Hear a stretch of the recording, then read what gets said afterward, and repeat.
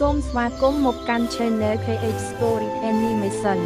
សូមជួយចុច Subscribe និង Like ដើម្បីទទួលបានវីដេអូថ្មីៗទៀតសូមអរគុណច្រើន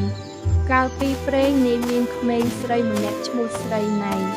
ថ្ងៃមួយនាងបានចូលទៅក្នុងព្រៃដើម្បីប្រមូលផ្លែឈើឲ្យម្ដាយកាលដល់ព្រៃនាងបានឮសំឡេងចេញពីក្រោយដើមឈើស្រីណៃបានដើរស្វែងរកនៅដើមឈើធំមួយ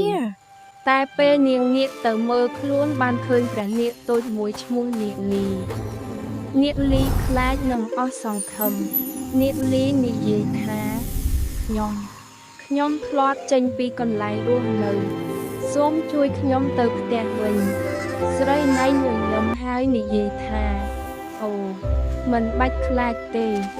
ខ្ញុំនឹងជួយអ្នកនាងយកនាគលីដាក់ក្នុងកន្សែងតូចបន្ទាប់មកពួកគេចាប់ផ្ដើមដើរឆ្លងកាត់ព្រៃធំ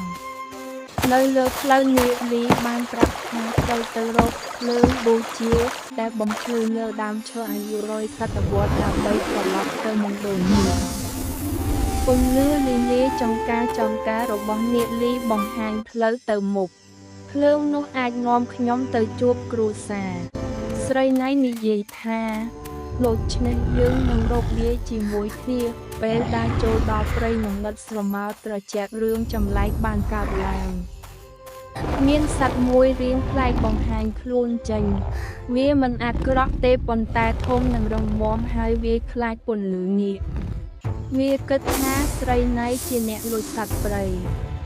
ស្រីណៃបង្ហាញការអត់ធ្មត់បង្ហាញថានាគលីមិនមែនសត្វអាក្រក់នាគលីបញ្ចេញពន្លឺស្ងប់ស្ងាត់ធ្វើឲ្យសត្វចម្លែកនោះស្ងប់ហើយទទួលស្គាល់ក្តីស្មោះត្រង់របស់ស្រីណៃបន្តទៅមុខពួកគេមកដល់ដើមឈើវេទមន្តមួយស្រីណៃយកនាគលីដាក់នៅកាដាឫសឈើភ្លាមដើមឈើចេញពន្លឺខ្លាំងបង្កើតស្ពានភ្លើងឡើងទៅមេឋាន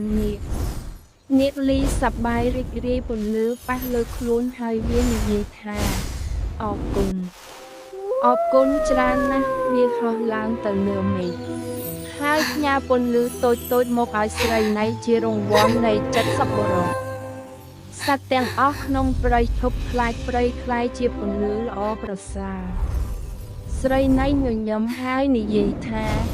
សូមត្រឡប់ទៅជាមួយគ្រួសារយ៉ាងសុវត្ថិភាព